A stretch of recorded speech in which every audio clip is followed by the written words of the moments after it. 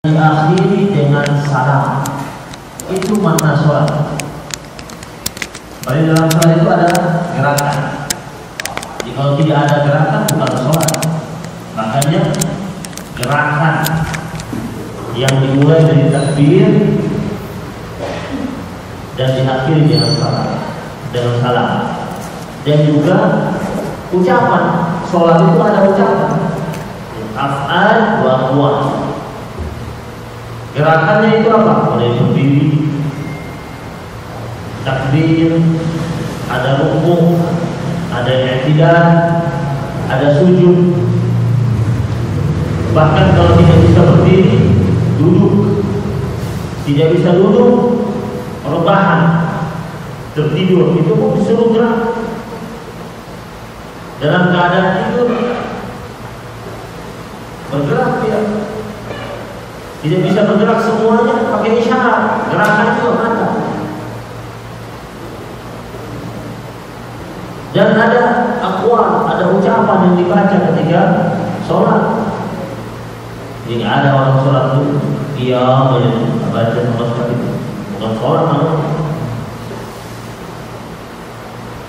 Di sini Allah katakan wa yuqimunas shalah, menegakkan sholat, bukan mengerjakan. Ya, kalau mengerjakan ya sekedar dia kerjakan, tetapi yang namanya menegakkan sholat itu hidup dalam kehidupannya. Setelah dia sholat, nilai sholatnya itu berada bersamanya sampai dia ketemu dengan sholat berikutnya. Itu hakikat sholat yang sesungguhnya. Makanya redaksi Al-Quran dikatakan yuqimunas shalah, menegakkan salat. Nah, jemaah yang dirahmati Allah Subhanahu wa taala, banyak ayat Al-Quran berbicara mengenai salat. Salah satunya dalam surat An-Nisa ayat 103. Wa aqimus salata innas salata kanat 'alal mu'minina kitaban mawquta. Dan tegakkanlah salat, sesungguhnya salat itu atas orang-orang yang beriman kitaban mawquta. Ada waktu yang telah ditetapkan. Ada waktunya. Salat mengajarkan kita disiplin tentang waktu-waktu yang harus kita penuhi dalam melaksanakan rangkaian ibadah salat tersebut. Dan juga nanti dalam surat Al-Baqarah ayat yang ke-238 Allah berfirman, hafizu 'alas salawati was salatil wusta. Jagalah kalian akan salat, salat yang kerjakan disuruh jaga, dan jaga juga sholat wusta. Apa itu sholat wusta? Sholat yang tengah. Apa itu sholat yang tengah? Sholat asar, subuh, zuhur, asar, maghrib, isya. Asar di tengah dia. Kenapa Allah suruh jaga? Karena pada waktu sholat asar itu waktu di mana manusia sedang berada pada puncak-puncaknya aktivitas duniawi. Makanya Allah berpesan jangan sampai lalai waktu asar. Waktunya tidak panjang, orang sedang berada pada puncak-puncaknya urusan dunia. Coba lihat, rapat-rapat penting itu biasanya berada di waktu-waktu itu. Closing, orang yang sedang berbisnis, sedang di perkantoran, closing itu kapan? Waktu asar. Coba lihat meeting point, ramenya kapan?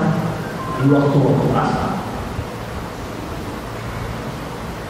Maka Allah pesan, dan Allah tahu lambat-lambatnya nanti semakin hari, semakin waktu bertambah, semakin zaman, semakin sibuk, dan semakin tidak punya waktu untuk sholat di waktu asar. punya potensi untuk lalai. Kemudian ada hadis-hadis juga dari Rasulullah Sallallahu Alaihi Wasallam tentang salat. Nabi menyatakan, "Waju'ilat qurrata 'aini fi shalah," kata Nabi, dan telah dijadikan sebagai sumber kebahagiaanku pada sholat. Jadi kalau seumpamanya orang bertanya tentang bagaimana cara untuk mencari nilai kebahagiaan, di mana adanya sholat. Suami sholat, istri sholat, insya Allah jarang cekcok. Kalaupun ada problem bisa terselesaikan. Suami sholat, istri nggak sholat, sering bingung. Ada aja masalah. Istri sholat, suami nggak sholat, gitu juga. Dua-duanya kagak sholat, lebih parah lagi. Bayangkan Allah lewat Rasulnya bilang, sholat itu imaduddin, tiangnya agama. Tiangnya agama sholat. Agama yang begitu besar, tiangnya sholat. Apalagi tiang rumah tangga, lebih kecil dari agama yang rumah tangga. Rumah tangga di bawah payung agama kan, dan tiangnya sholat juga. Jika sama-sama menjaga sholatnya, maka Allah akan jaga rumah tangga tersebut. Jika salah satu dari mereka tidak menjaga sholatnya, prahara demi prahara akan datang. Apalagi dua-duanya tidak rawat sholatnya. Nabi Muhammad Sallallahu Alaihi Wasallam, Rasul mulia, yang dosanya itu terampuni, yang terdahulu ataupun yang akan datang. Dikatakan dalam Al-Quran, liyaghfira laka Allah ma taqaddama min dzambika wa ma ta'akhkhar. Allah mengampuni dosanya baik yang terdahulu ataupun yang akan datang. Itu Nabi masih tegakkan sholat, dan Nabi menyatakan, waju'ilat qurrata 'aini fi shalah, telah dijadikan sebagai sumber kebahagiaanku pada sholat. Ingin bahagia sholat, ingin tenang sholat, ingin tentram sholat, ingin terselesaikan masalah sholat, bingung di antara dua pilihan sholat, ada hajat yang diinginkan sholat.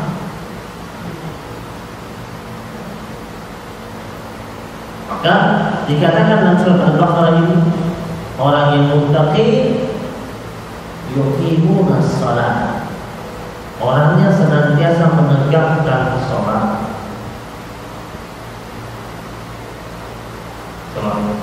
Kita lihat dari kita. Kita tidak tahu sekarang kalau disurvei umat muslimin Indonesia, berapa persen yang sholat. Sederhana saja di masjid kita ini, tetangga-tetangga kita yang muslimin, ada berapa kita? Berapa yang ada di masjid? Berapa yang subuh berjamaah? Berapa yang sholat rawatib di masjid? Sedangkan ada hadis Nabi tentang tetangga masjid sholatnya di mana? Di masjid. Amat sangat disayangkan kalau seumpamanya ada tempat masjid yang megah, besar, mewah, puluhan miliar dia bangun, yang hadir meramaikan masjid tersebut tidak sampai satu sok. Sedangkan hadis Nabi, ada hadis Nabi lagi yang lain dikatakan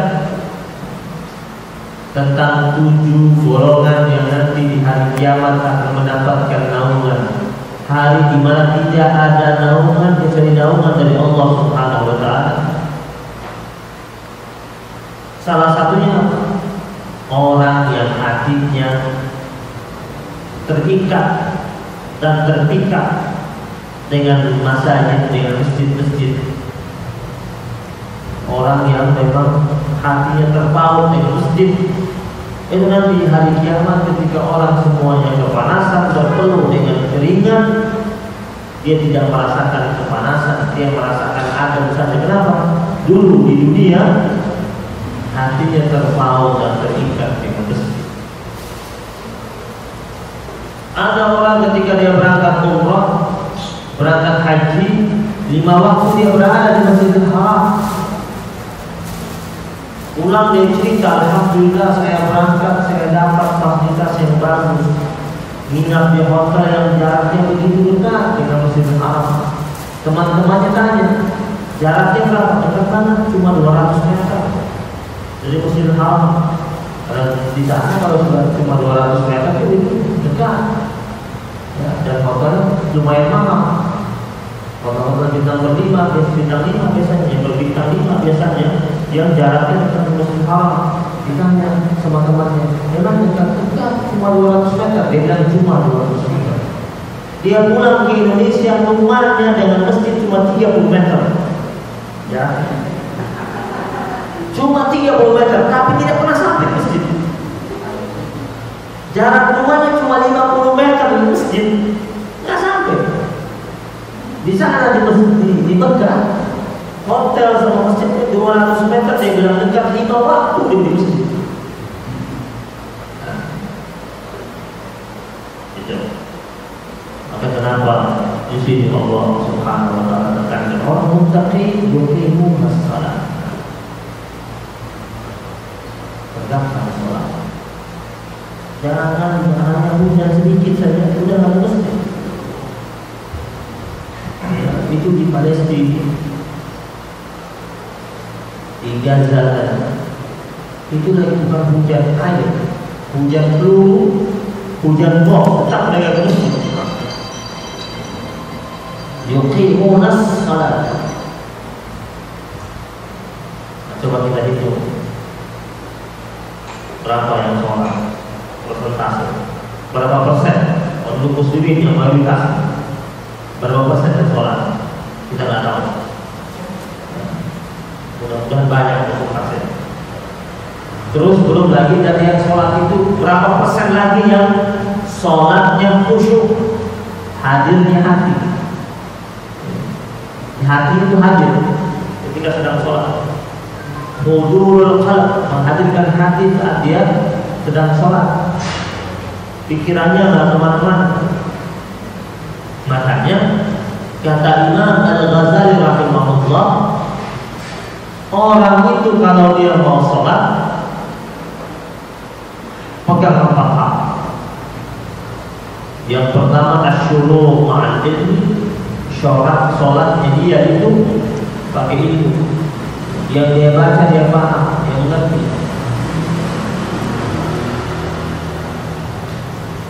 Dari awal takbir sampai salam dia mengerti yang dia baca. Al-qiyam al-haya, berdiri dalam keadaan malu di hadapan Allah Subhanahu wa taala. Al-adab ma'at-ta'zim, melaksanakan ibadah dengan penuh pengagungan.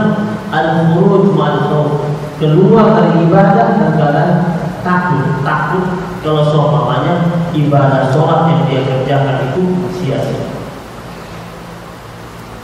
Jangan dirahmati Allah Subhanahu wa taala. Berikutnya masih tentang sholat. Rasulullah Shallallahu Alaihi Wasallam menjelaskan dalam sebuah hadis, baina rajuli wa baina syirki awil kufri tarkus salat. Hadis riwayat Imam Muslim dalam bab Kitabul Iman. Antara seseorang manusia dan kemusyrikannya atau kekafirannya terlihat dari mana? Meninggalkan sholat. Jadi orang yang sering meninggalkan sholat punya potensi untuk berbuat syirik kata Nabi, dan punya potensi untuk menuju ranah kekafiran. Pakai ada lagi orang udah murtad, pakai acara seremonial. Nah itu mungkin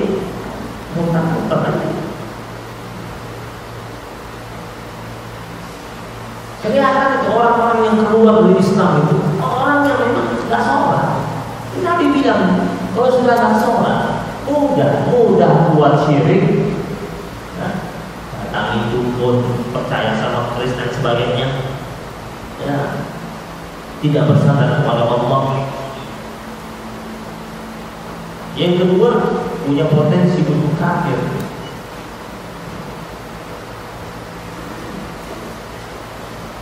Kemudian Nabi juga pernah ditanya, "Indama su'ila ayyul amal afdal?" Nabi pernah ditanya, apa amal yang paling afdal? Ini hadis riwayat Imam Muslim. Nabi ditanya, amal apa yang paling afdal? Jawaban Nabi, as-salatu li waqtiha. Salat pada waktunya afdal. Orang diundang ke sebuah acara, orang yang paling utama siapa? Yang datang tepat waktu. Lagi ujian skripsi, yang utama siapa? Yang hadir tepat waktu. Ini Nabi tanya, mana amal yang paling afdal? Paling afdal amal adalah sholat pada waktu. Terus Nabi Muhammad SAW menyatakan juga, masalus shalawatil khamsi,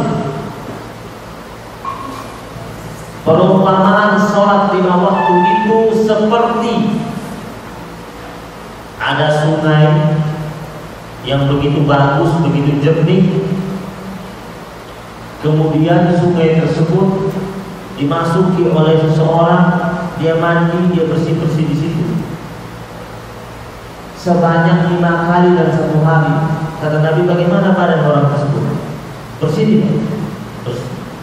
Perumpamaan orang yang sholat 5 waktu itu, kata Nabi, seperti orang yang mandi di sungai itu, bersih dan suci dari segala macam bentuk dosa. Jemaah yang dirahmati Allah Subhanahu wa taala. Yang berikutnya, wa mimma razaqnahum yunfiqun.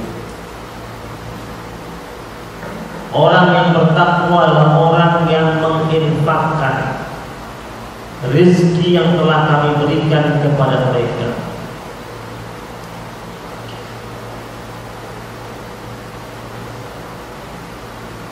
Harta yang sampai kepada hamba Allah yang beriman, dia harus berpikir baik-baik bahwasanya harta itu bukan milik dia semata, tetapi ada hak hamba Allah yang lainnya yang sedang Allah Subhanahu wa taala titipkan melalui diri. Makanya ada hamba Allah yang hartanya itu bertahan terus sama dia, turun kepada anak turunannya, turun lagi, bertahan, bahkan berkembang. Tapi ada juga hamba Allah yang harta itu cuma sampai dia, tidak berlanjut kepada anak turunannya.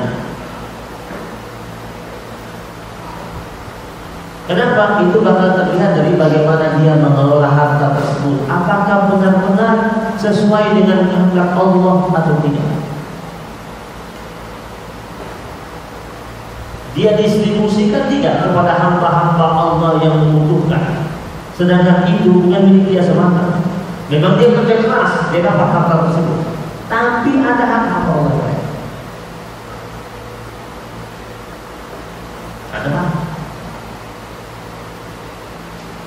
Maka Allah katakan, wa mimma razaqnahum yunfiqun. Ada hadis Nabi mengatakan, daru martakum bis sadaqah wa hasimu amwalakum biz zakat wa a'iddu lil bala bid du'a. Obatilah penyakit kalian dengan sedekah. Sedekah ini ya bisa mengobati penyakit.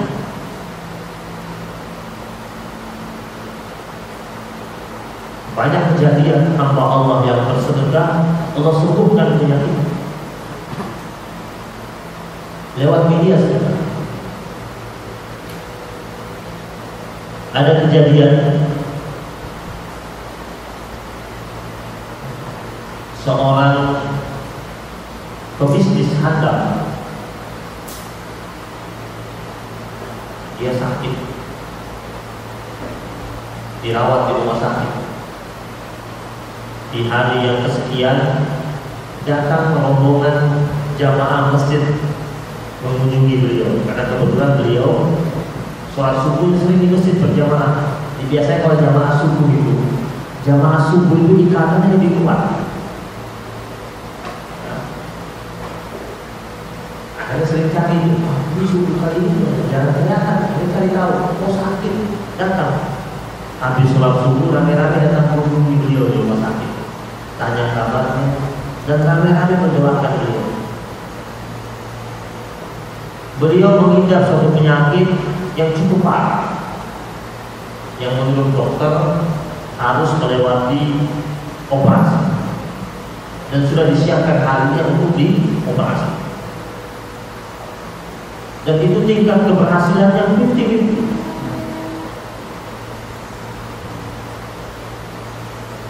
Lalu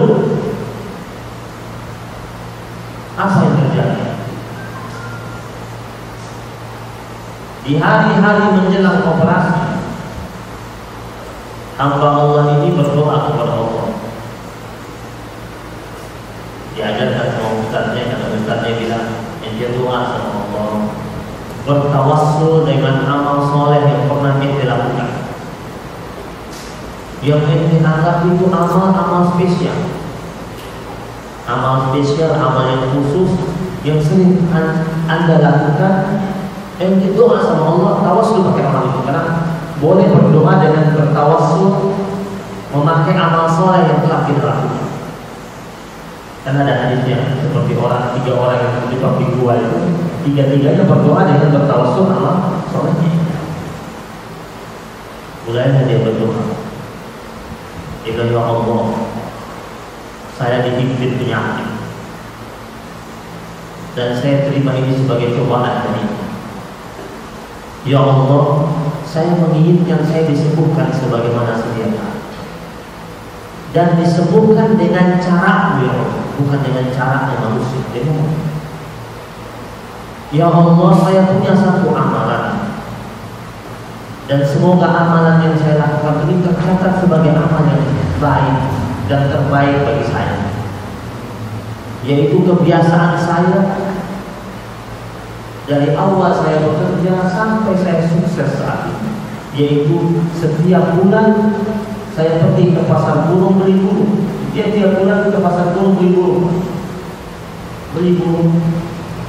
Setelah dia beli, dia bawa ke rumahnya, dia lepas. Dia buka, lepas. Makanya saya nggak sebut nama orang yang takutnya pedagang burung marah. Dia lepas. Selalu dia ke pasar burung beli. Pedagang burung ini nggak tahu di bakal lepas, dikira ini orang mau beli burung. Tiap bulan di situ beli, belanja, bawa ke rumah lepas. Karena dia merasa ini makhluk Allah butuh kebebasan. Kalau ditanya itu burung-burung ini bisa nggak mau bebas, dia ingin bebas deh. Ya, tidak hanya manusia main asik aja dengan dia kan. Udah asik dari dia, dapat duit lagi dari dia, jual. Udah begitu, dapat duit lagi, lomba nggak menang, dapat yang untung siapa? Yang untung dia punya burung, dia bisa beli mobil dari hasil lomba itu. Burungnya tetap aja sabar ya, tetap aja sabar. Buka, dia lepas. Ya Allah, itu amal saya bertahun-tahun.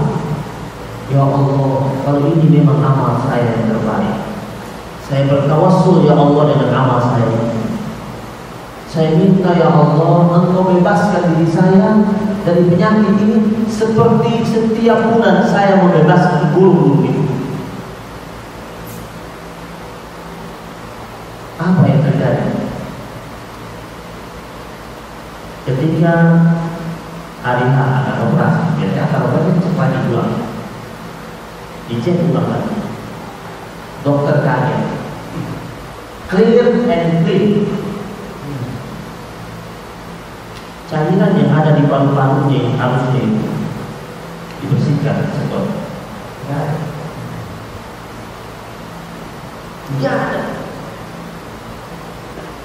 Kaget, diulang lagi. Izinkan ulang. Kisah ini akhirnya beliau kisahkan kembali kepada teman-teman jamaah masjid subuh.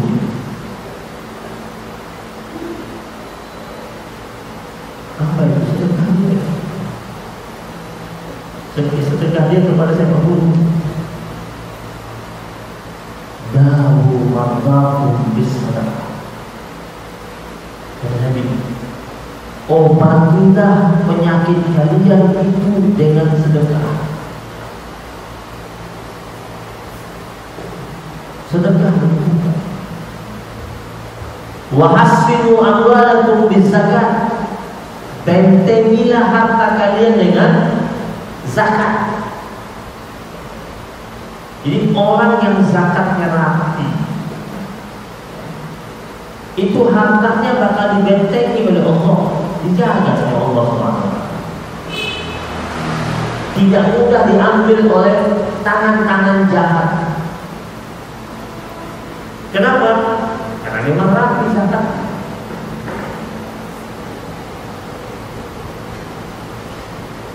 Anfik, tunfik. Kata ulama, berinfaklah engkau, maka engkau bakal diinfaki.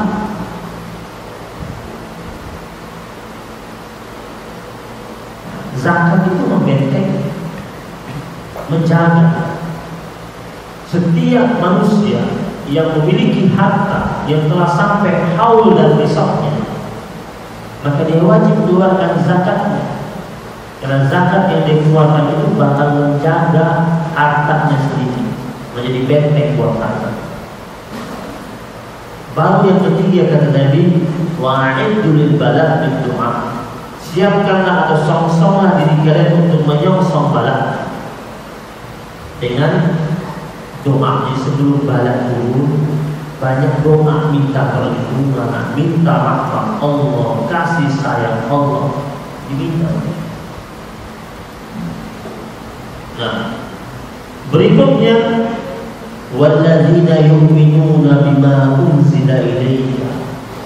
Orang yang muttaqin, kata Allah, adalah orang yang beriman terhadap apa yang telah kami turunkan kepadamu wahai Rasul. Makanya para sahabat-sahabat Nabi yang berada di sekitar Nabi, salah satu kewajiban mereka adalah meyakini dan mempercayai apa yang telah diturunkan oleh Allah kepada Rasulullah sallallahu alaihi wasallam. Yu'minuna bima unzila ilayka. Jadi kita ini yang mengaku bertakwa, salah satu pembuktiannya adalah harus mengimani apa yang telah Allah turunkan kepada Nabi Muhammad SAW. Salah satunya apa? Sabda-sabda Nabi yang Nabi ucapkan, kita harus yakini juga.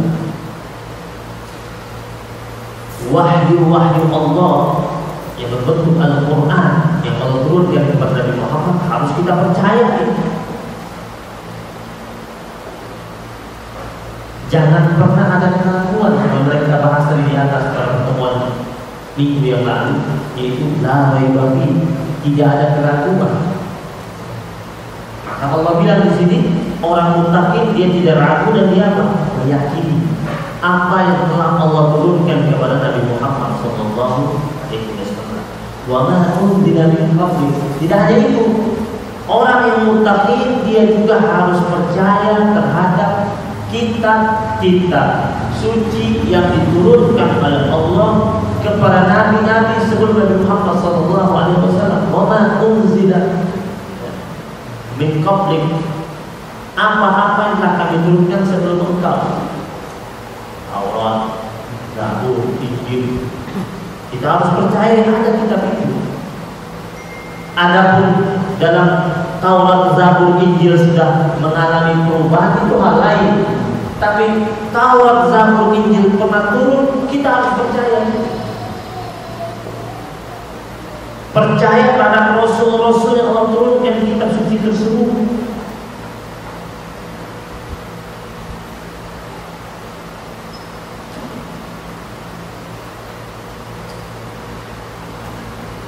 Wa bil akhirati hum yuqinun.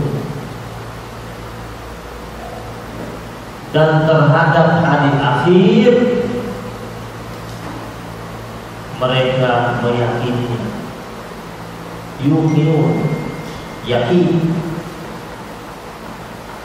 Al-yaqinu la yuzalu bisyak. Keyakinan itu tidak bisa dihapus dengan keraguan.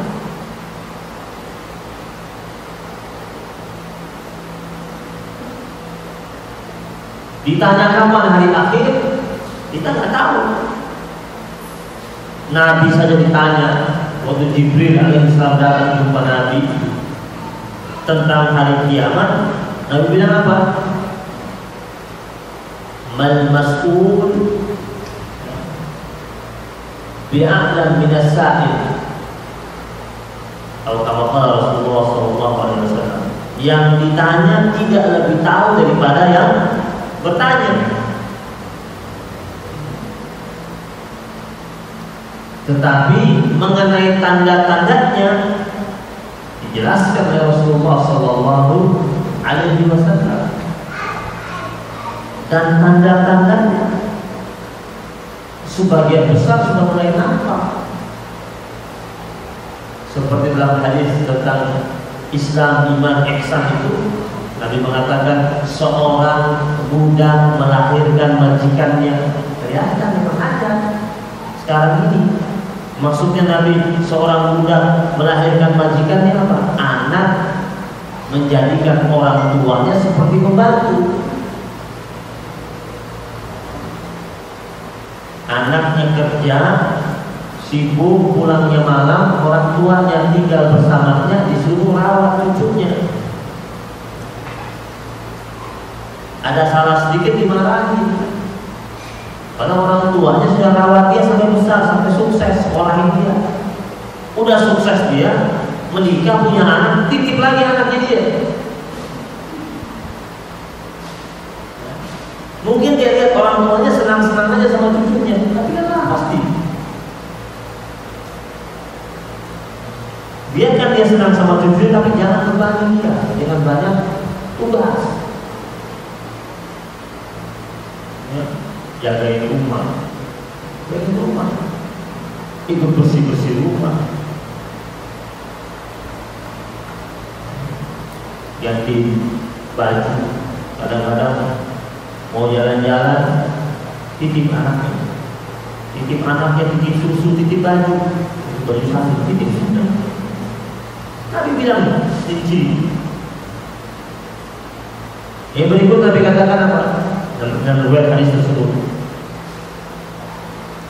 orang yang bertelanjang dada tanpa alas kaki, pengembala domba, pengembala onta, miskin, tapi nanti kita akan saksikan mereka berubah jadi kaya raya, punya gedung-gedung mencakar langit. Udah terbukti. Orang-orang itu tenang. Coba lihat Dubai tahun 6 bulan kayak apa gitu. Ada kayak sekarang. Tahun 6 bulan itu gurun pasir di Dubai. Orang-orangnya nggak pakai baju, bertelanjang dada, nggak ada alas kaki, jalan pegang tongkat, ngembala domba sama onta. Sekarang cari di Dubai pengembala itu, nggak ketemu. Ontanya sudah diganti dengan Ferrari sekarang. Ya. Tenda-tenda yang biasa mereka bangun di gurun pasir sudah berubah jadi gedung-gedung pencakar langit.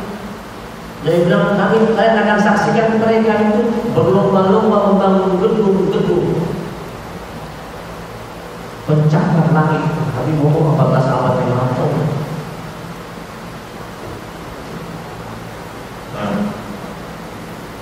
wa bil akhirati hum yuqinun.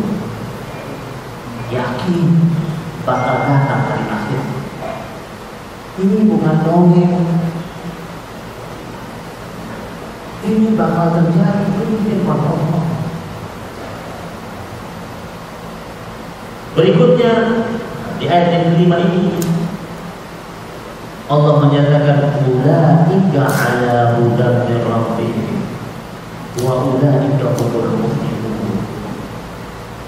Orang-orang yang bertakwa itu, yang dalam ketakwaannya itu mereka beriman kepada yang gaib, mereka menegakkan sholatnya, mereka menafkahkan, menginfakkan rezeki yang telah Allah berikan kepada mereka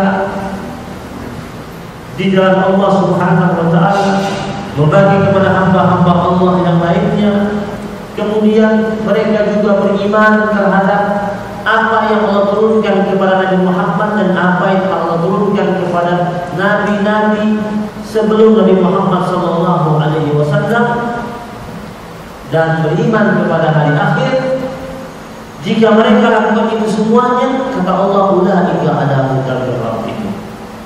Mereka itu adalah hamba-hamba Allah yang berada dalam payung hidayah Allah Subhanahu wa taala. Hudan. Makanya tadi kenapa Al-Quran dikatakan sebagai hudan lil muttaqin, petunjuk bagi orang-orang yang bertakwa. Dan orang-orang bertakwa yang menjalankan kewajiban-kewajiban mereka yang termaktub dalam surat Al-Baqarah di awal-awal ini, Allah katakan jika mereka jalankan itu, mereka ada hudan min rabbihim, berada di bawah payung hidayah Allah Subhanahu wa taala.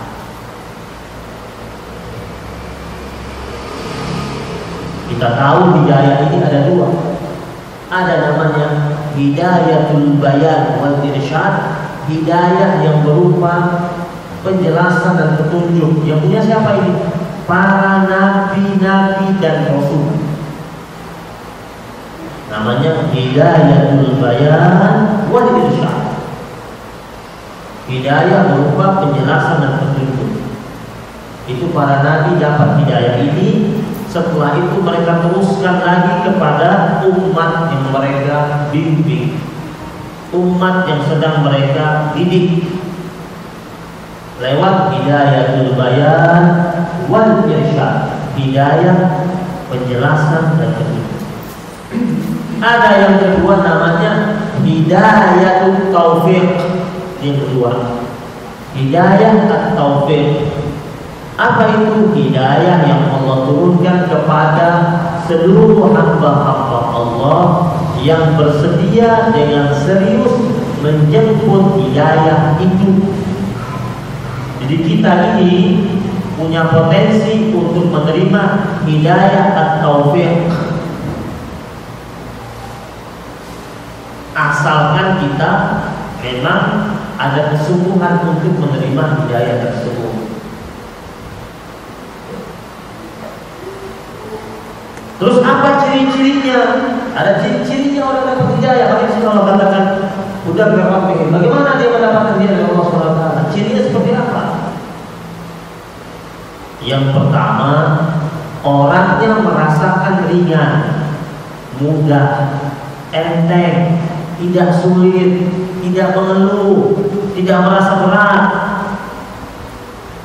untuk menjalankan kewajiban-kewajiban yang telah Allah perintahkan kepadanya dan menjauhi larangan-larangan yang Allah perintahkan kepadanya untuk dijauhi.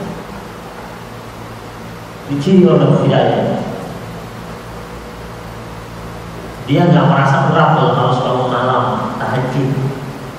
Ringan aja. Hatinya ringan untuk mengeluarkan sedekah, untuk nolong orang, bantu orang. Tidak merasakan berat harus puasa, entah itu puasa wajib atau puasa sunnah. tidak berat langkah kakinya untuk datang ke masjid. Hidayah. Ciri orang dapat hidayah. Makanya Allah berfirman, "Faman yuridillahu an yahdiyahu yashrah sadrahu lil Islam." Siapa saja yang Allah inginkan hidayah bersemayam pada dirinya, Allah jadikan hatinya lapang menerima nilai-nilai keislaman.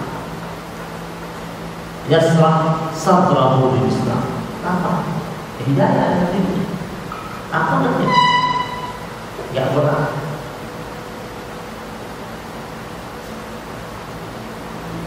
Duduk dengan cukup lama baca Quran, betah.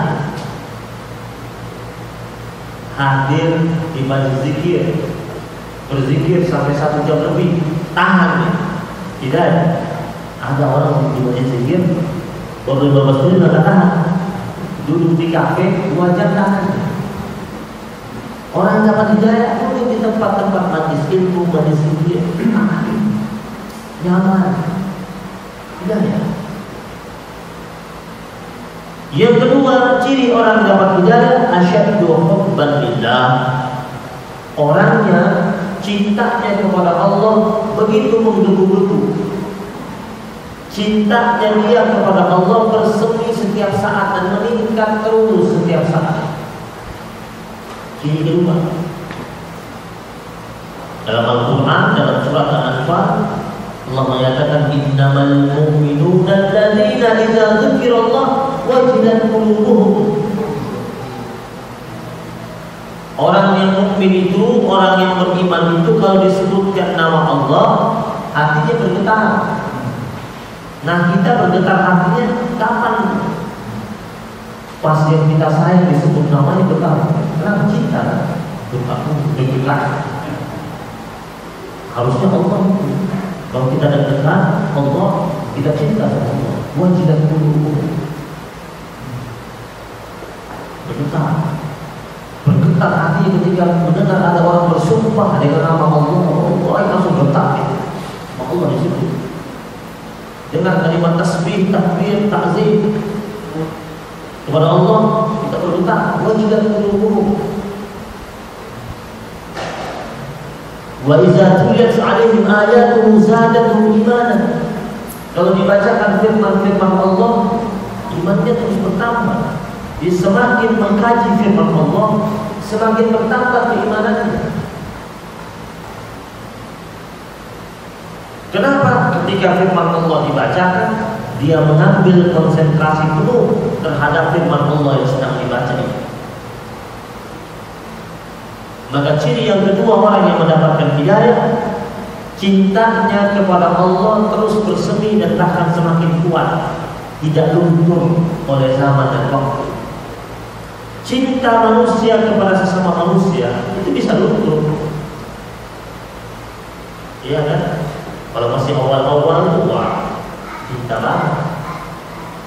Coba pengantin baru, ada pengantin baru nih, pengantin lama semuanya. Pengantin baru nih Pak, baru seminggu menikah, baru seminggu, mau lagi anyar-anyar nih. Jalan kedua ke mall, jalan kedua ke mall. Mall apa lagi?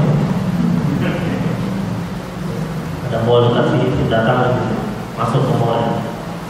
Baru seminggu, pengantin baru. Itu pasangannya lihat tas bagus, langsung dia bilang apa? Bungkus. Baru melirik, langsung kenapa? Cinta. Lewat lagi toko baju, baru melirik langsung ditarik ke dalam. Mau ambil apa? Pengantin baru. Kita lagi top banget.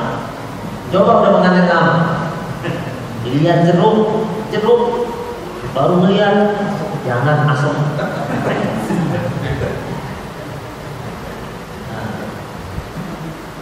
Orang yang beriman sama Allah kuat cinta, gak pernah berubah, gak seperti cinta pengantin baru dan pengantin lama itu.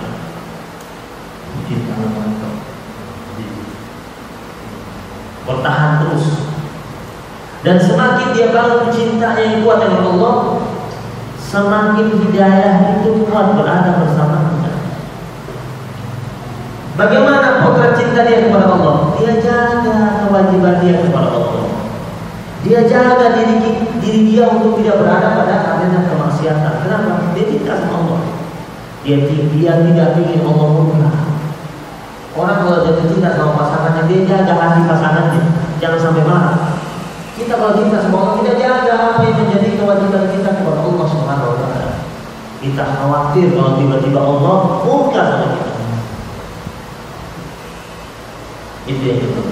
Yang ketiga, ciri hamba Allah yang mendapatkan curahan limpahan hidayah dari Allah Subhanahu wa Ta'ala adalah dia menjadi hamba Allah yang istiqamah, konsisten Pak. Wa may ya'tasim billah faqad hudiya ila siratin mustaqim. Siapa saja dari hamba Allah yang berpegang teguh dengan tali temali perjanjian sucinya dengan Allah Subhanahu wa Ta'ala, Allah Subhanahu wa Ta'ala nyatakan faqad hudiya ila siratin mustaqim. Allah Subhanahu wa Ta'ala akan hantarkan dia kepada hidayah yang lurus. Orang yang mendapatkan curahan hidayah, orangnya tidak mencela-mencela. Dia stabil dengan keimanannya itu, istiqamah dalam ketaatannya. Kalau seumpamanya bulan ini taat, bulan besok enggak, itu belum istiqamah, belum dapat hidayah. Ya, 1 bulan ngaji, 6 bulan libur, nggak istiqomah itu. Itu hidayahnya belum kuat bersamanya. Kalau hidayahnya sudah kuat bersamanya, belum tinggi. Istiqomah, konsisten dalam kepatuhan dan ketaatannya yang begitu baik kepada Allah Subhanahu.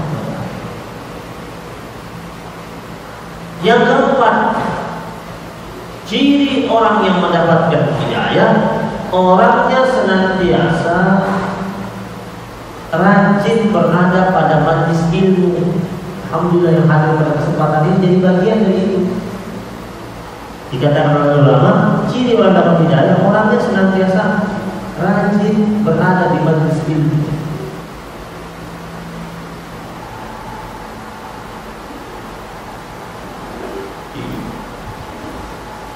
Kenapa? Karena ada keinginan untuk menambah pengetahuan, wawasan keislamannya, yang dengan demikian menjadi mudah baginya untuk merangkai atau menjemput hidayah tersebut.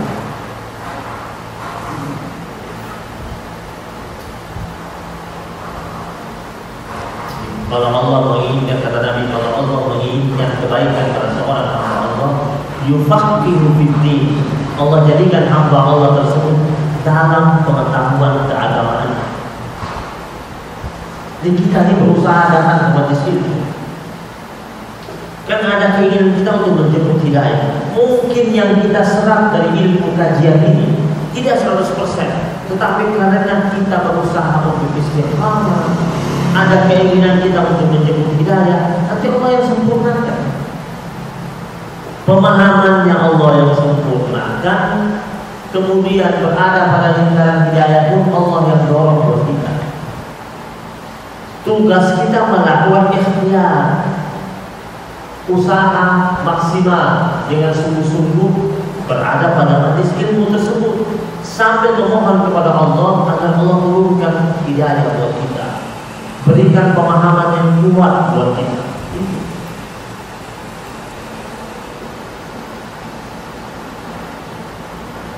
Yang kelima, ciri orang yang mendapatkan hidayah, orangnya hidup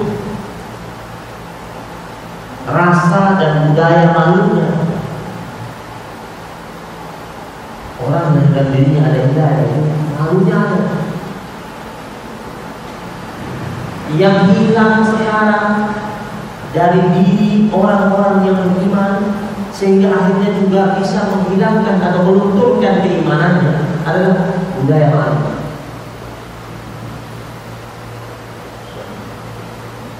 Padahal hadis Nabi, kata Rasulullah SAW, ada kalimat yang sering diucapkan oleh para nabi-nabi di setiap kenabian atau nubuatnya mereka.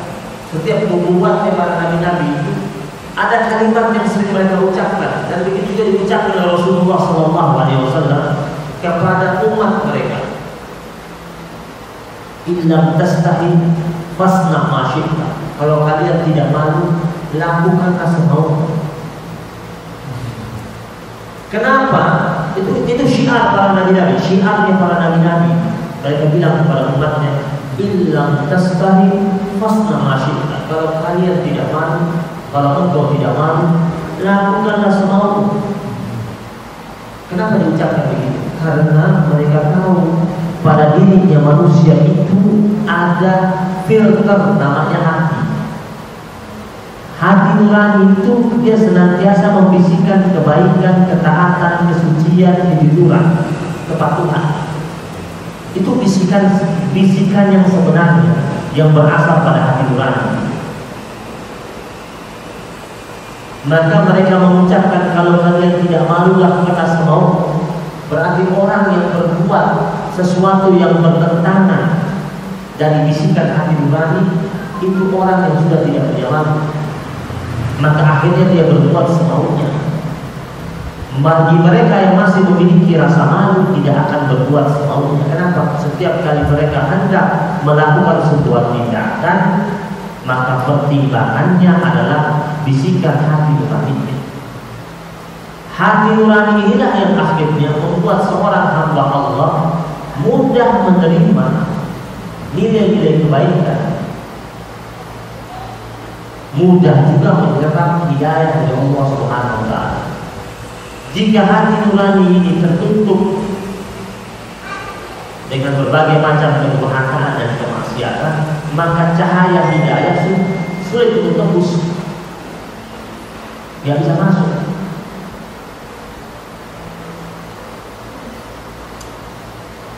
Kalau dibilang begitu, kalau tidak malu dong.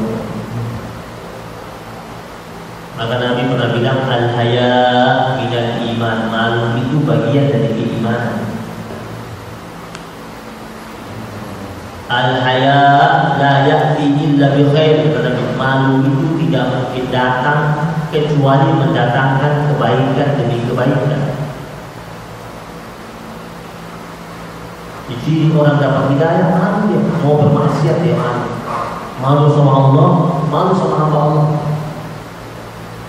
Mau berbuat jahat dia malu.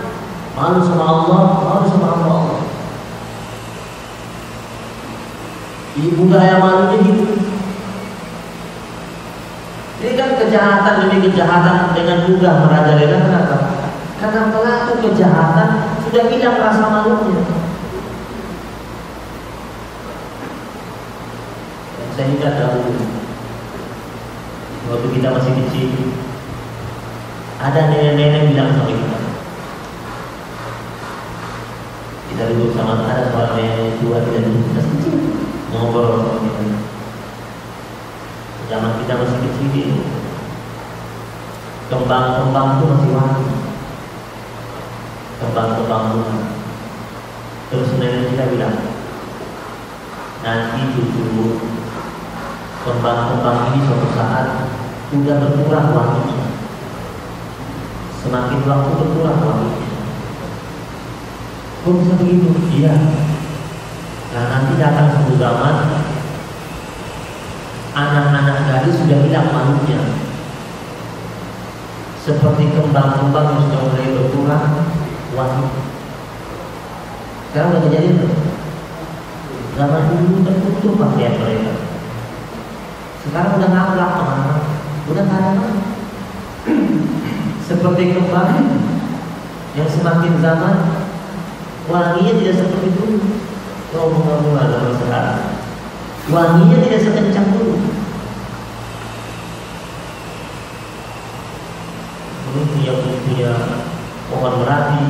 Itu sampai 3 rumah masih kecil wangi.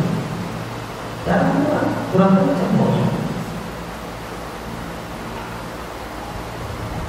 Malu kan? Gak ada malu. Orang mukmin ada malu. Dan orang yang memiliki malu pasti dinilai. Dan menjadi ciri orang yang mendapatkan hidayah dari Allah Subhanahu wa Ta'ala. Ini 5 ciri khas kata ulama orang yang mendapatkan limpahan hidayah dari Allah Subhanahu wa Ta'ala. Wa ulaika humul muflihun. Dan mereka itulah orang-orang yang menggapai kebahagiaan. Kita sering mendengar ada ungkapan hayya 'alal falah. Apa itu al-falah? Kebahagiaan dan kemenangan. Ajakan itu, mari menuju kebahagiaan, mari menuju kemenangan. Karena orang yang menang pasti bahagia. Tidak ada orang yang menang sedikit. Kalaupun dia menangisnya bahagia. Iya kan? Gak ada orang main bola terus menang sedih sama kemenangan. Kenapa gue menang ya? Kesel gue menang, gak ada. Karena al-falah itu adalah kemenangan yang akhirnya membuat seseorang itu bahagia. Dan orang-orang yang muttaqin, mereka sudah melakukan perjuangan, usaha. Lewat apa? Lewat beriman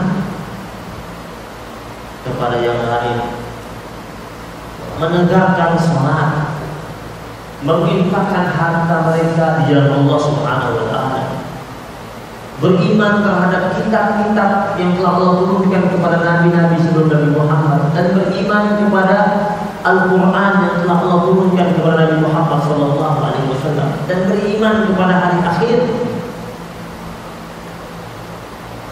Nah, usaha keras mereka ini untuk merawat keimanan mereka itu menghantarkan mereka kepada al-falah, kepada kebahagiaan. Kata ulama, ketika Allah mengatakan wa ulaika humul muflihun, mereka ini bakal menjadi hamba-hamba Allah yang bahagia dunia akhirat. Di dunia dia bahagia, dia mendapatkan kenyamanan, ketenangan, ketentraman dalam hidupnya. Di akhirat dia akan mendapatkan kebahagiaan dengan Allah persembahkan untuknya surga yang Allah Subhanahu wa Ta'ala. Jemaah dirahmati Allah Subhanahu wa Ta'ala. Inilah surat Al-Baqarah sampai pada ayat yang kelima. Dan insya Allah pertemuan yang akan datang kita masuk pada ayat yang ke-6 sudah membahas tentang orang-orang kafir dan karakternya. Tadi kita bahas lanjutan tentang orang-orang yang muttaqin dan karakternya. Nanti ayat yang ke-6 orang-orang kafir dan ladzina kafaru sawa'un 'alaihim a'adzabtahum am lam tunzirhum la yu'minun. Dan kita bahas insyaallah pada pertemuan yang akan datang. Mudah-mudahan bermanfaat buat kita semua. Ada yang jawab silakan. Ya, sekarang seksi tanya jawab kami prioritaskan untuk ibu-ibu dulu.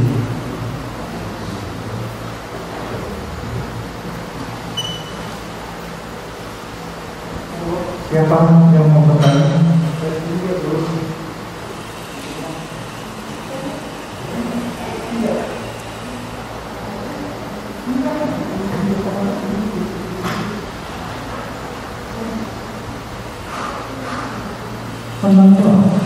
Ya, katanya bapak-bapak dulu ya. Ya, ya.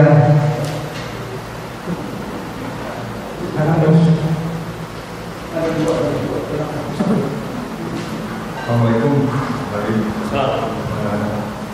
Maaf, saya ingin penjelasan mengenai sholat pada ayat ke 3 ya, melaksanakan mendirikan sholat dan mengirimkan sholat. Teman-teman saya, Quran itu kan banyak yang diturunkan kepada Nabi Muhammad itu melalui malaikat Jibril.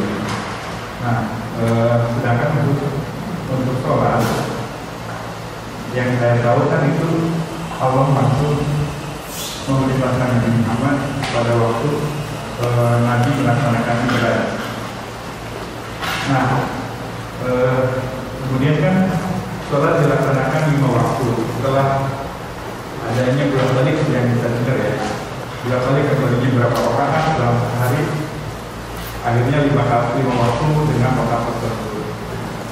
Yang ingin saya tanyakan, apakah bacaan di dalam sholat maupun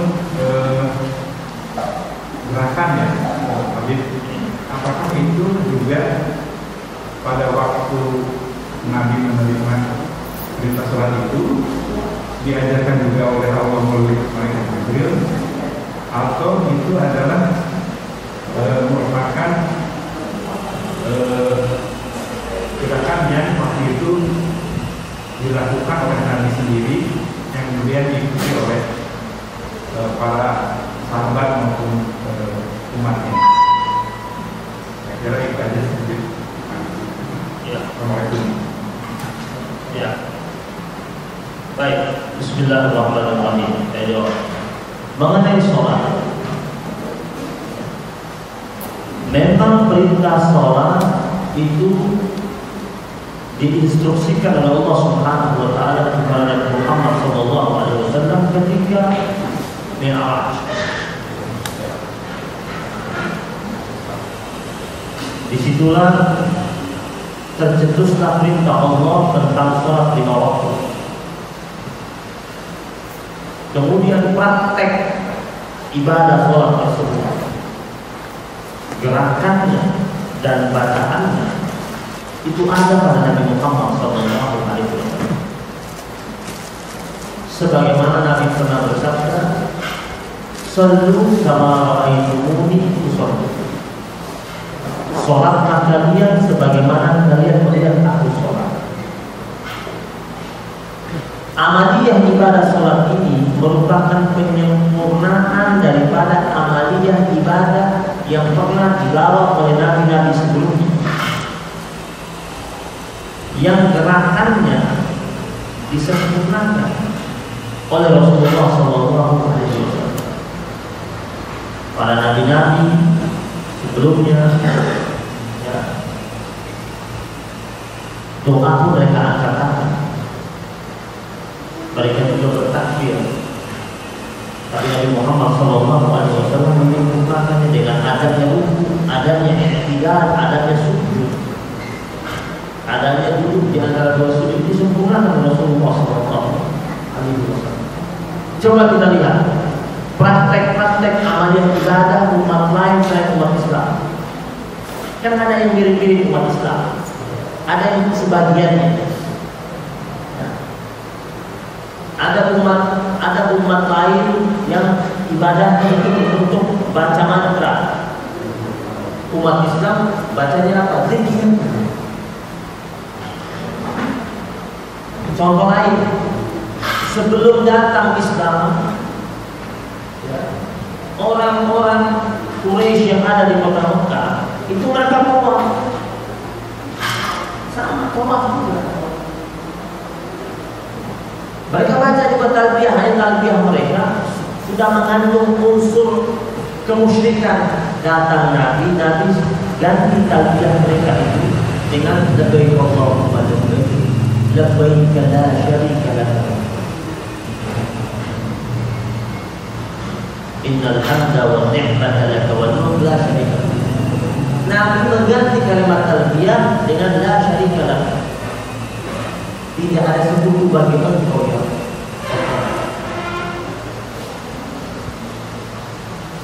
Mereka tawaf di sekitar Ka'bah pada waktu itu sambil tanpa busana. Mereka tawaf, tapi tidak pakai pakaian. Kata mereka, sebagaimana mereka lahir dulu. Jadi mereka ingin terlepas dari seluruh atribut dunia, lepas semuanya. Yang mereka pahami itu. Datang Nabi Muhammad bawa syariat, tawaf dengan berbungkus pakaian, 2 helai pakaian yang bagi laki-laki ditutupi. Jadi Islam ini adalah agama yang datang dibawa oleh Nabi Muhammad menyempurnakan agama yang dibawa oleh nabi-nabi sebelumnya, yang pada waktu itu sudah mulai masuk unsur-unsur yang melencengkan ajaran nabi-nabi sebelumnya. Ajaran nabi sebelumnya juga ada. Di prakteknya ada pada Nabi. Seperti Nabi Muhammad mengatakan, "Khudhu anni manasikakum." Hendaklah kalian mengambil praktek ibadah itu dari aku. Ketika tentang haji, Nabi bilang, "Khudhu anni manasikakum." Manasiknya itu di praktek ibadah hajinya itu ambil dari aku. Rasulullah. Rasul dari mana? Pasti dari Allah. Kenapa? Karena Nabi itu Allah katakan, "Wa ma yantiqu 'anil hawa in huwa illa wahyun yuha." Di Nabi itu yang dia bicarakan itu tidak berdasarkan hawa nafsu. Jadi sabdanya itu pasti mengandung unsur kebenaran. Karena Nabi ketika bersabda kalau salah pasti harus Allah tegur. Nabi itu jangankan saja ucapannya yang salah Allah tegur. Nabi bersikap saja salah sedikit langsung ditegur sama Allah. Iya. Kan Nabi pernah itu kan sempat mengharamkan madu kan, gara-gara salah satu dari istrinya. Ada istri Nabi berkunjung salah satu rumah istri Nabi, dihidangin madu, Nabi minum madu. Terus Nabi pergi ke rumah istri Nabi yang lain. Ya, istri Nabi yang lain tanya dari mana? Dari sana. Dikasih hidangan apa? Madu. Kok nggak enak hawa dari mulutnya? Padahal tidak berat, enak aja sebenarnya. Tapi dia ingin bilang, maksudnya jangan mau dihidangkan di sana. Cemburu.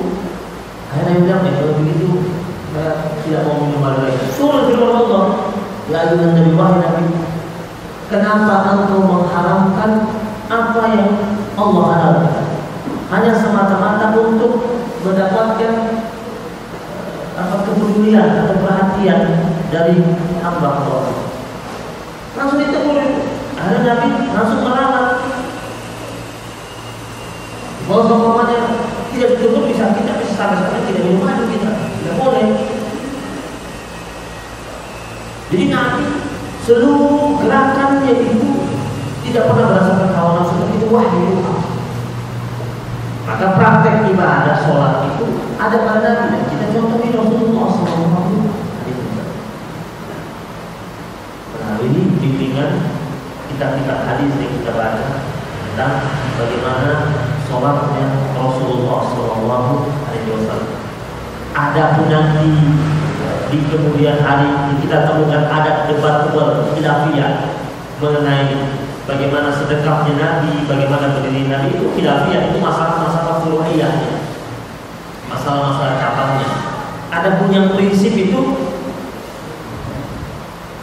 seperti berdirinya, rukuknya, Fatihah yang dibaca Nabi, itu prinsip-prinsip, jumlah rakaatnya, itu prinsip-prinsip, tahiyatnya, sujudnya, duduk di antara dua sujudnya.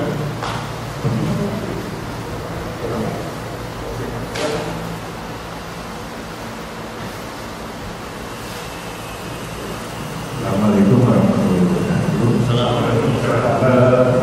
Mengenai waktu sholat, kalau di sini kan bilangnya bahwa sholat itu 4 padahal misalkan sholat asar itu mulai dari azan sampai menjelang maghrib. Apakah menjelang maghrib itu juga misalkan masih 10 menit atau 15 menit itu kita dianggap masih menikmati? Baik. Makanya kenapa redaksi hadisnya itu adalah as-salatu li waqtiha.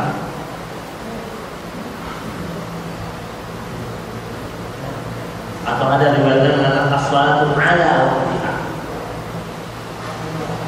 Nabi tidak mengatakan fi itu fi. Kalau fi jam 12 teng harus jam 12 teng. Inilah hebatnya redaksi hadis dari Muhammad SAW.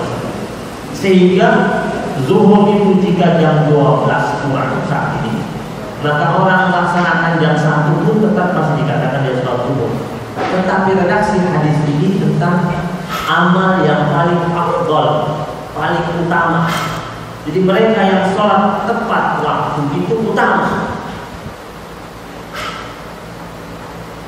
Mereka yang sholat tidak pada waktunya, mereka tidak mendapatkan pahala keutamaan, tetapi sholat mereka tetap sah. Mengenai sholat asar, ada riwayat hadis kita dilarang melaksanakan sholat asar itu mepet-mepet maghrib.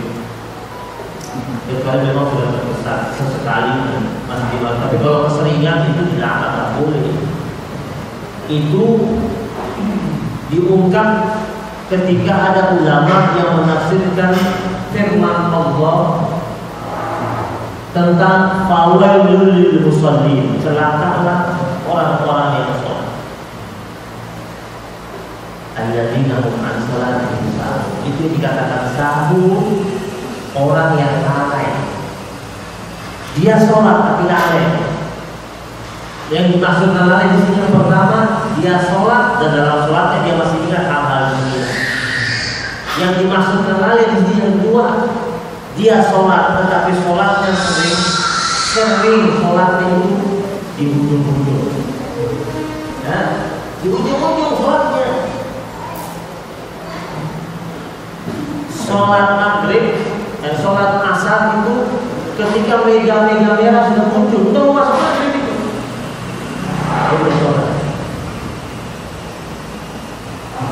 Makanya kenapa sampai Allah berfirman, jagalah kalian tentang sholat dan sholat wusta, sholat tengah, sholat asar itu. Karena ada hadis Nabi juga mengatakan orang yang mampu menjaga sholat subuhnya dan sholat asarnya, orang tersebut tubuhnya tidak akan tersengat oleh api neraka.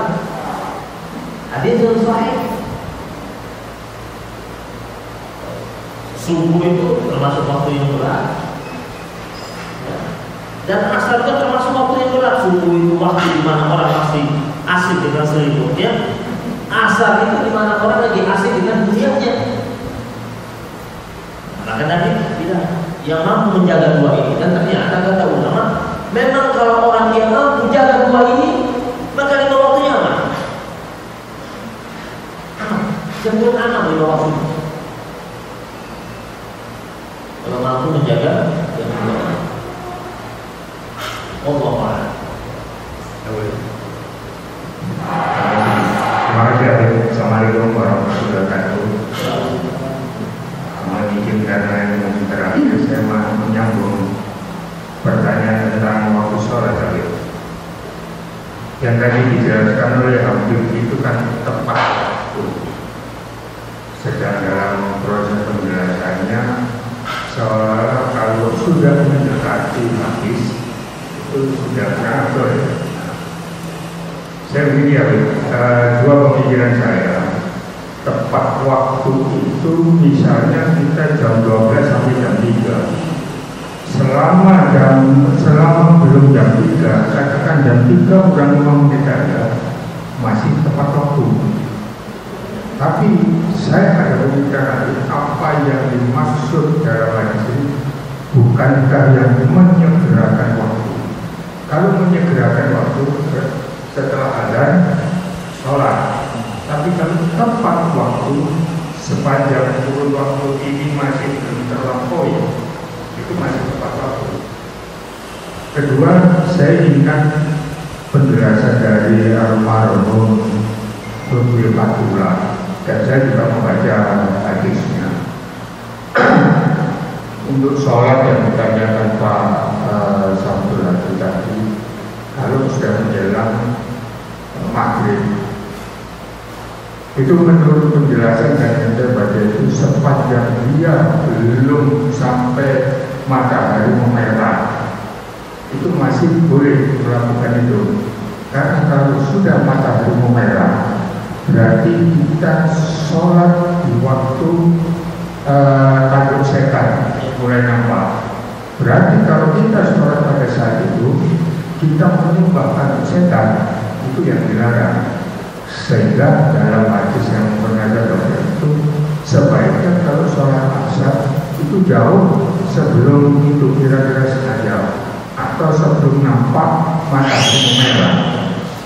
Nah ini mohon dijelaskan tentang tepat waktu sama menyegerakan sholat. Terima kasih. Assalamualaikum. Ini berkaitan dengan cara menafsirkan kata-kata tepat waktu dan menyegerakan. Karena pasti ada orang yang mengatakan tepat waktu itu pada waktunya itu. Ada orang karena dia memang sering mundur-mundur, judulnya tepat waktu. Yang penting tepat waktu. Kayak begini, ada mahasiswa dipanggil sama dosennya, kamu harus datang jam 10, harus tepat waktu ya. Ya, karena kita ujiannya dari jam 10 sampai jam 12 ujiannya. Datang tepat waktu. Dia datang jam 11. Kata dosennya, kamu nggak tepat waktu loh. Katakan bilang ujian dari jam 10 sampai jam 12. Saya datang jam 11 masih tepat waktu. Itu bagaimana cara tafsirkan? Tapi yang jelas redaksi itu di waktu ya, itu dikatakan pada waktunya. Pada waktunya itu bisa jam 12, bisa jam 1, bisa setengah 2. Tetapi kalau dibilang afdol itu ketika masuk waktu sholat, dia sholat itu. Azan masuk, dia sholat. Itu mau pakai istilah menyegerakan boleh. Kita tepat waktu, tepat di waktu itu, atau menyegerakan.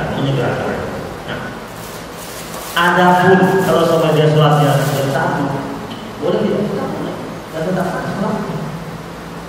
Tapi dia tidak dapat fadilahnya, afdolnya, keutamaannya dia tidak dapat. Penalasannya dia dapat.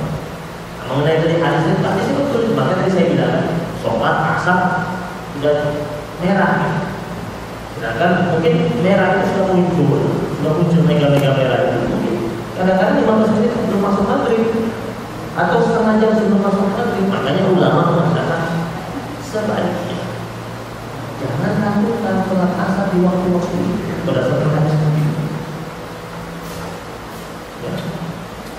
Sama ketika kita mau sholat isya panjang itu.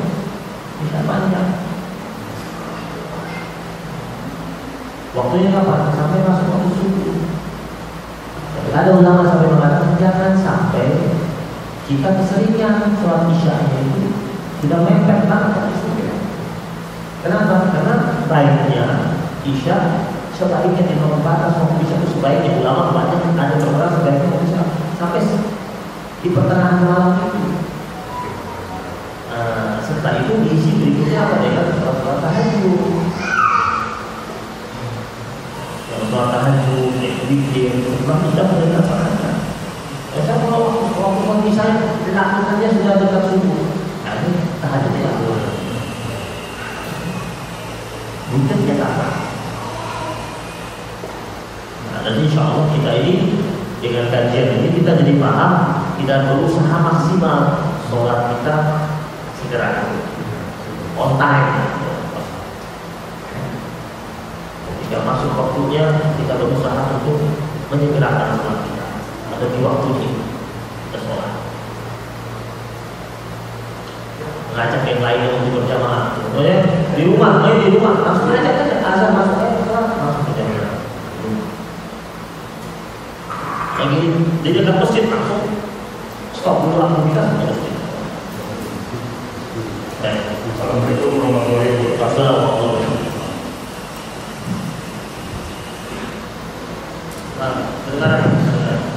Saya mau tanya, mohon maaf, Ustaz kan mengatakan bahwa Al-Quran ini tidak ada keraguan.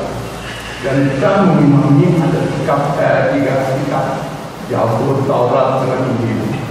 Saya pernah melihat di YouTube, itu ada sedikit seorang ustadz itu, ya kita kan memang Islam ini penyempurnaan untuk kitab-kitab yang tiga itu, sehingga kitab ini ya alhamdulillah bagi orang Islam diyakini. Tapi mengapa ada kitab lain seperti Injil itu diberikan gambaran oleh seorang ulama, itu ada kelemahan-kelemahan itu. Apa cantik kita sebagai ustadz memberikan gambaran seperti itu. Ya. Ini kemarin saya melihat betul sampai membicarakan ke ustadznya karena ada statement yang menyinggung agama orang lain. Itu ada yang kedua, kan dikatakan al-ladina yu'minuna bil ghaib. Bil ghaib itu kan ini kan kemampuan Allah, bukan kemampuan manusia.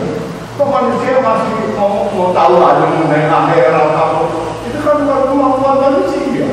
Makanya manusia kan dikasih sedikit ilmu. Wa mau itu minal ilmi kan sedikit Pak kabarnya. Tapi dia ingin tahu semua yang lucu. Nah, ini dia Ustaz. Assalamualaikum warahmatullahi wabarakatuh. Baik, ya. Kalau saya berhusnuzon sama ulama tersebut, dia menyampaikan kelemahan yang ada pada Injil versi sekarang yang sudah mengalami perubahan, yang sudah diganti isi kandungan di dalamnya. Saya sekolah di tempat tinggal di wilayah Tenggara Timur. Tapi saya berusaha, kalau saya tinggal di sana, saya bergaul sama orang-orang di sana, saya tidak pada posisi untuk mengkritik kita mereka. Kenapa? Karena itu yang mereka yakini. Ya. Jadi kalau Ustaz itu dia berceramah mengkritisi kitab suci yang lain, kalau di audiensnya mereka ini tertutup, silakan saja. Tetapi kalau berbicara di hadapan umum, jauh lebih baik kita membahas kitab suci kita. Itu kita bahas kitab suci kita kuatkan pemahaman kitab suci kita sehingga menjadi kuat keyakinan kita terhadap kitab suci. Di Al-Quran Allah Subhanahu wa Ta'ala larang kita untuk menghina sesembahannya agama lain. Kalau jangan kalian hina sesembahan agama lain itu, kalian sembah, kalian hina Tuhan mereka, nanti juga mereka akan menghina Tuhan kalian. Itu Allah bilang begitu. Dan nanti kan mereka juga balas kan? Akhirnya jadi ada balasan. Ketika dibalas kita jadi marah. Tapi coba kita selidiki kenapa ada hinaan terhadap agama kita. Kita tidak telusuri ternyata sebelumnya ada pemantiknya. Ternyata ada yang lain dari umat kita yang melakukan terlebih dahulu. Makanya Nabi Allah bilang jangan kau hina sembahan mereka, tapi tugasmu adalah memberikan pemahaman kepada mereka untuk berada dalam golongan Islam. Karena kalau dihina, nanti dihina suatu saat mereka menghina Tuhan. Itu indahnya Islam seperti itu. Nah, mengenai pengetahuan yang lain tadi dijelaskan tentang sesuatu yang tidak dapat dijangkau oleh manusia. Ruh ini ruh yang ada dalam diri kita tidak tahu. Itu lain. Jadi ruh yang merupakan ciptaan Allah saja kita tidak mampu menjangkaunya, apalagi yang menciptakan ruh yaitu Allah Subhanahu wa Ta'ala. Ya, dalam tubuh kita ini saja organ-organ kita yang detail saja kita tidak mampu menjangkau. Ya, itu lain kan? Apalagi sang penciptanya. Makhluk yang Allah ciptakan di alam raya ini ada yang kita ketahui, ada yang tidak kita ketahui, dan itu gaib. Subhanalladzi khalaqal azwaja kullaha mimma tunbitul ardh wa min anfusihim wa mimma la ya'lamun. Allah mengatakan Maha Suci Allah yang menciptakan segala sesuatu berpasang-pasangan, entah itu yang tumbuh dari perut bumi, entah itu dari jenis makhluk yang bernyawa, manusia dan hewan, wa mimma la ya'lamun, dan jenis makhluk yang tidak diketahui oleh manusia, oleh kita. Jadi ada makhluk Allah yang lain yang kita tidak tahu, itu berpasang-pasangan. Tidak tahu kan? Tinggalnya di mana kita tidak tahu. Dan itu hal jangan-jangan virus itu makhluk berpasang-pasangan, jangan-jangan. Mungkin dia bisa bermutasi. Jangan-jangan ada virus yang jantan betina, jangan-jangan. Ya. Terus mengawal Al-Quran ini dahsyat. Jadi kita lihat Allah bicara tentang apa? Nyamuk kalau ngomong dari nyamuk. Nyamuk kalau maksudnya apa? Nyamuk. Menjadi pelajaran buat manusia itu, buat pesawat tempur itu belajar dari nyamuk itu. Pesawat tempur itu, pesawat tempur sama pesawat bentuknya kayak nyamuk tuh kan? Kayak nyamuk. Cara terbangnya kayak nyamuk. Kalau pesawat biasa kan ada take off, ada landing, cakep tuh. Kalau pesawat tempur, dia bisa ngepot kemana? Nyamuk ngepot. Terbang. Contoh bukan yang nyamuk siapa? Kita ngomong. Ngomong. Ya untuk ibu-ibu ada nggak?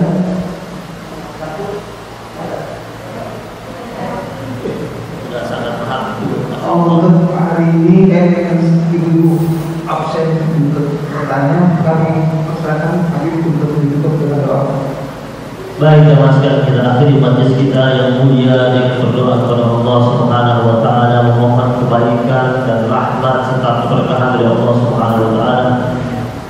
Kita minta kepada Allah sehatkan tubuh kita, Allah jauhkan dari segala macam bentuk penyakit, Allah kuatkan kita, Allah jadikan kita sebagai hamba Allah yang penuh dengan ketaatan dan kepatuhan kepada Allah Subhanahu wa taala. Allah hadirkan buat keluarga kita kedamaian, ketenangan, ketentraman. Anak-anak kita menjadi anak-anak yang saleh dan salehah, berbakti kepada Allah dan Rasulnya, cinta kepada kedua orang tuanya, menghadirkan nilai-nilai kebaikan dan kemanfaatan untuk agama, bangsa dan negaranya. Kita minta kepada Allah jauhkan kita dari segala macam bentuk wabah, penyakit, musibah dan ujian. Allah angkat wabah yang menimpa negeri kita yang kita cintai ini. Allah kembalikan kita ke kondisi normal sebagaimana sedia kala. Ala hadhihi niyyah wa ala kulli niyatin salihah. Al-Fatihah. Alhamdulillah. Iyyaka na'budu wa iyyaka nasta'in.